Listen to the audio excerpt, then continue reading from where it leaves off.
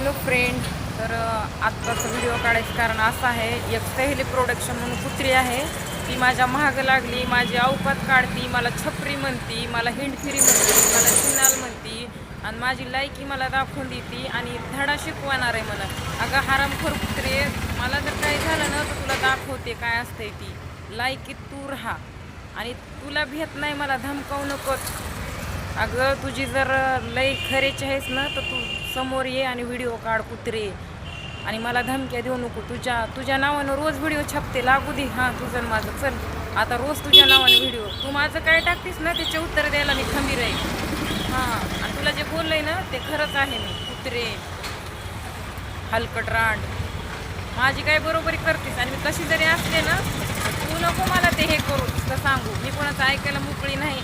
तूच आहे छपरी हिंडफिरी कुत्री कुठली.